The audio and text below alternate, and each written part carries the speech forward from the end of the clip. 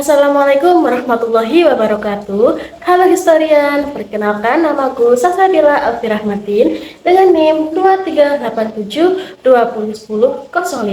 Nah, pada video kali ini kita akan membahas tentang salah satu etnis di Indonesia yang menjadi ikon kota Jakarta, yaitu etnis Betawi.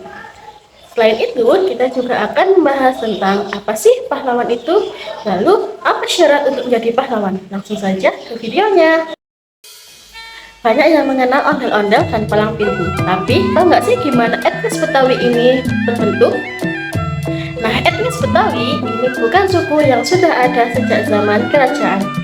Justru etnis ini baru terbentuk sekitar abad ke-19, dan Betawi lahir dari percampuran banyak etnis yang tinggal di Batavia yang sekarang menjadi kota Jakarta. Nah, nama Betawi sendiri itu berasal dari kata Batavia yang lama-kelamaan menjadi kata Batavi dan menjadi Betawi. Nah, perubahan ini disesuaikan dengan pelafalan masyarakat lokal yang kesulitan menyebut kata Batavi. Nah, menurut sejarawan Australia, Lance Castles, etnis Betawi ini diperkirakan baru terbentuk antara tahun 1815 hingga 1893. Dan dalam sensus 1615 dan 1815 ini memang ada berbagai kelompok etnis, tetapi belum ada yang tercatat sebagai orang Betawi. Pengakuan sebagai kelompok etnis baru muncul pada tahun 1923 ketika Muhammad Husni Tamrin ini mendirikan organisasi, yaitu Perkumpulan Kaum Betawi. Keberadaan etnis ini tuh kemudian resmi tercatat pada sensus 1930. Nah, sekarang kita masuk ke bagian yang paling menarik, yaitu tradisi-tradisi Betawi.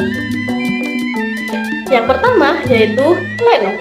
Lenong adalah seni teater tradisional Betawi yang menggunakan bahasa Betawi sebagai dialog. Nah, pertunjukannya ini sering diiringi dengan musik gambang kromong. Yang kedua yaitu nyorok.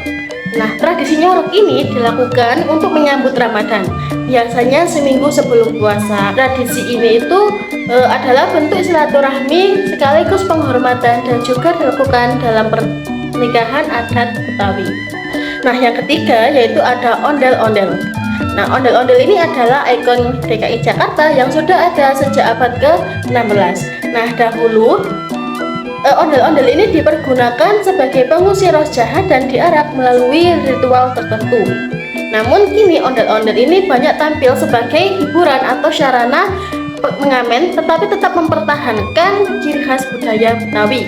Yang keempat ada palang pintu. Nah, palang pintu ini adalah tradisi kesenian Betawi yang memadukan silat dan pantun dan sering tampil dalam pernikahan adat. Nah, pengantin pria ini biasanya diuji kemampuannya dalam bela diri dan membaca Al-Quran. Nah, konon tokoh Betawi Si Pitung juga menjalani tradisi ini saat hendak menikahi Aisyah, putri Murtado Sang Macan Kemayoran. Yang kelima ada tanjidor. Tanjidor ini adalah musik tradisional yang sudah ada sejak abad ke-17. Nah, alat musik ini dipengaruhi budaya Portugis dan Belanda. Biasanya dimainkan dalam arak-arakan pengantin dan acara adat dengan pemain yang mengenakan pakaian adat Betawi. Pahlawan adalah seseorang yang menonjol karena keberanian dan pengorbanannya dalam membela kebenaran atau kepentingan bangsa dan negara. Nah, istilah ini menggambarkan tokoh yang rela berjuang, bahkan mengorbankan nyawa demi kebaikan bersama atau kemerdekaan suatu bangsa.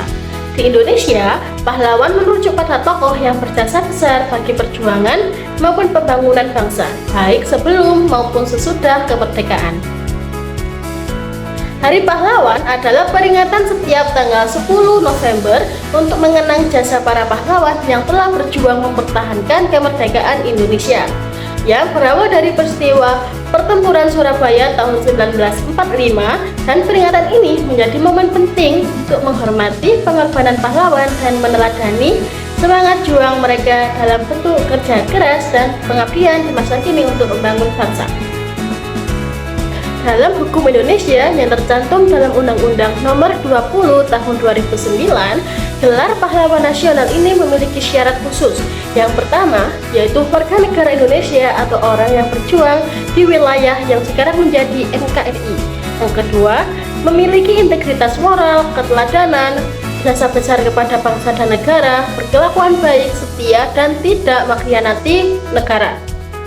Yang ketiga, tidak pernah dipidana dengan hukuman minimal 5 tahun penjara berdasarkan putusan pengadilan yang berkekuatan hukum tetap. Nah, yang keempat, semasa hidupnya melakukan perjuangan bersenjata, politik atau bidang lainnya untuk kemerdekaan dan persatuan, tidak pernah menyerah, dan pengabdiannya langsung hampir sepanjang hidup.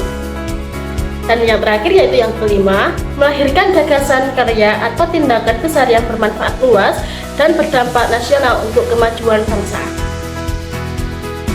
Nah, pada tanggal 10 November 2025 kemarin, Presiden Indonesia ini memberikan gelar pahlawan nasional kepada Soeharto. Nah, di mana pemberian gelar ini menciptakan kontroversi pro dan kontra di masyarakat Indonesia. Lalu menurut kalian, layak atau tidak Soeharto ini menjadi pahlawan nasional? Nah, kalau menurut saya pribadi itu saya menolak pemberian gelar ini karena pertama, pada masa Orde Baru di mana masa pemerintahan Soeharto ini berlangsung, terjadi banyak sekali pelanggaran HAM, banyak tragedi dan sebagainya, seperti pembungkaman lawan politik, operasi militer di berbagai daerah, penangkapan sewenang-wenang, dan kontrol ketat terhadap masyarakat. Nah, seperti adanya ABRI masuk desa yang awalnya berniat baik, tapi lama-kelamaan menjadi alat politik untuk membungkam masyarakat yang melakukan kritik terhadap pemerintah. Nah, menurut Undang-Undang Pahlawan Nasional yang diusulkan itu harusnya tokoh yang punya integritas moral, tidak pernah melakukan tindakan tercela, dan tidak membuat rakyat menderita. Dari sini saja sudah dapat dilihat bahwa Soeharto ini tidak bisa memenuhi kriteria tersebut. Nah, yang kedua ini pada masa Orde Baru juga terkenal dengan pembatasan kebebasan berpendapat. Nah, media disensor, demonstrasi dibatasi, dan kritik terhadap pemerintah ini bisa berujung tekanan atau intimidasi. Nah, padahal pahlawan itu kan seharusnya menjadi teladan dan memperjuangkan kebenaran, bukan untuk membatasi suara rakyat. Nah, yang ketiga, kalau memang layak pemberian gelar pahlawan nasional kepada Soeharto ini, mengapa tidak diberikan sejak eranya Habibie, Gus Dur, Megawati, SBY, atau bahkan Jokowi? Mengapa wacana ini justru muncul pada masa Presiden Prabowo yang merupakan mantan menantu Soeharto? Apakah pemberian gelar ini tuh dipengaruhi oleh kedekatan politik, hubungan keluarga, atau kepentingan tertentu yang ikut mendorong munculnya wacana tersebut? Nah, meskipun begitu, banyak prestasi Soeharto ini yang tidak bisa dipungkiri, seperti swasembada beras, pembangunan jalan, waduk, puskesmas, dan program-program yang mengubah wajah Indonesia pasca kemerdekaan. Namun ketika kita berbicara mengenai pahlawan nasional, standar yang dipakai bukan sekedar soal prestasi pembangunan dan sebagainya, tapi juga integritas moral, nilai kemanusiaan, dan keteladanan yang sebagaimana tercantum dalam undang-undang.